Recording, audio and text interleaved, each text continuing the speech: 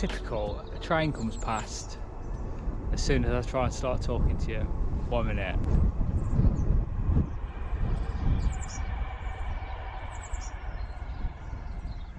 Right, so yeah, so the plan this week was to do plenty of outdoor riding. It's just not happened. So it's been absolutely hideous, the weather. It's been chucking it down, it's been windy, it's been awful. And I know what you're thinking. If I'm going to ride from Land's End to John O'Groats, it's going to be like that, at least for a couple of days, because we live in England and it's an absolute nightmare weather-wise. And yeah, you're right, but I didn't want to ride outside, so I didn't do what you want.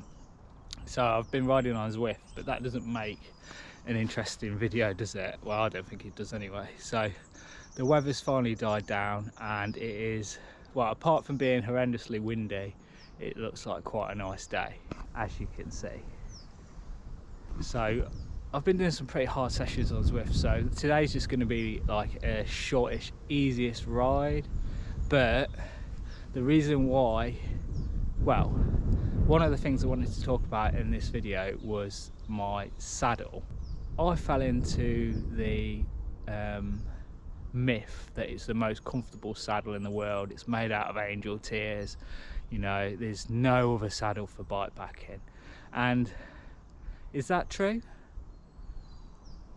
Yes or no, maybe. Not for me.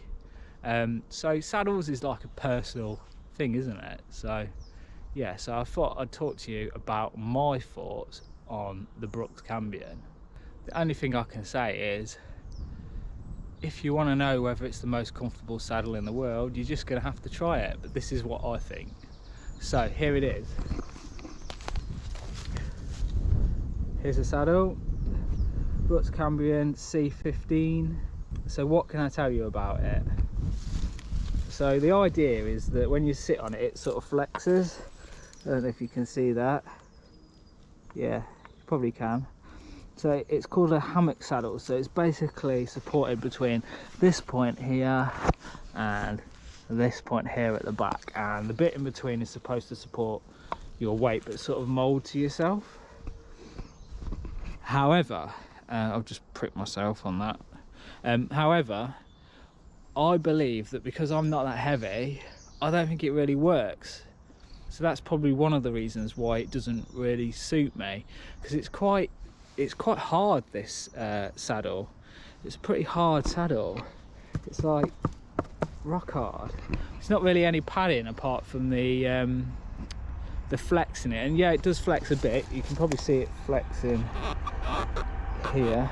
That's the other thing about it. It squeaks. Can you hear that above the train?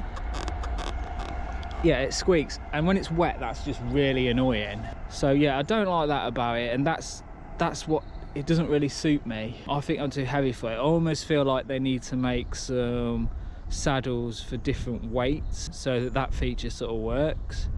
The other thing is, it weighs as much as probably like 3 normal saddles. So I've got WTB Vault saddle. It probably weighs as much as 3 of those with the steel rails, 2, maybe 3.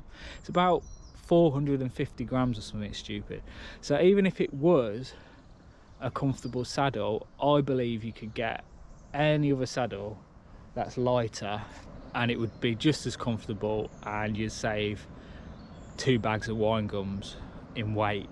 So when you're bike packing, 2 bags of wine gums is pretty good thing to have.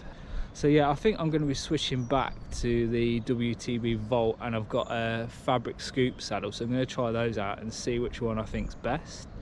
So yeah, I'm going to save myself some weight, replace that weight with some wine gums, and try a few different saddles. But don't just believe what you're told. I've got nothing more to say. So yeah, we're just going to get on with it. We're just going to go for a little ride.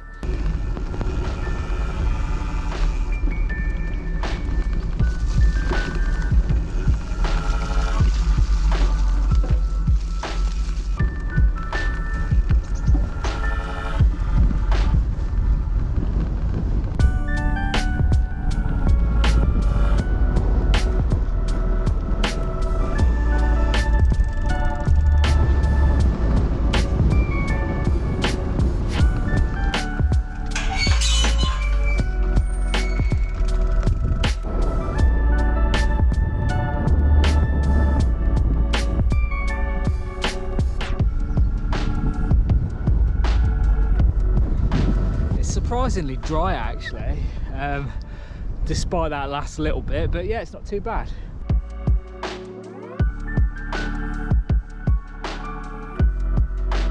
So you see that? That's Mount Judd, one of the tallest mountains around here. It's a slag heap. I'd really like to climb to the top of it, but I don't think you're allowed. So, I think it's quite dangerous actually.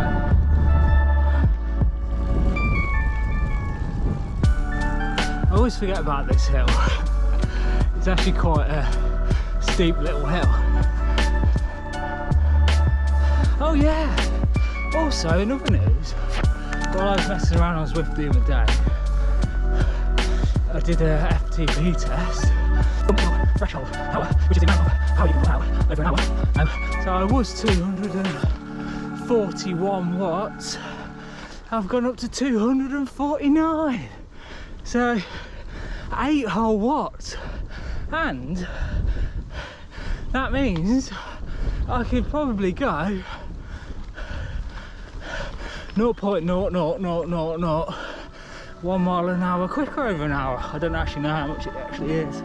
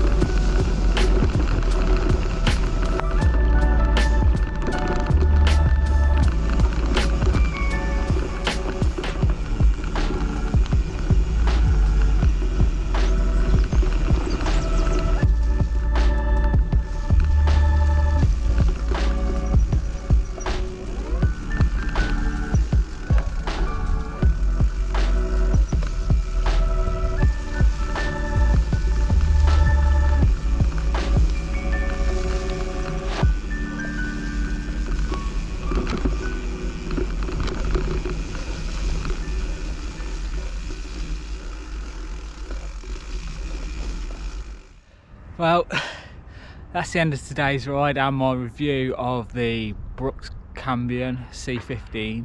Don't be put off by what I've said. You just got to try it and see whether it works for you or not.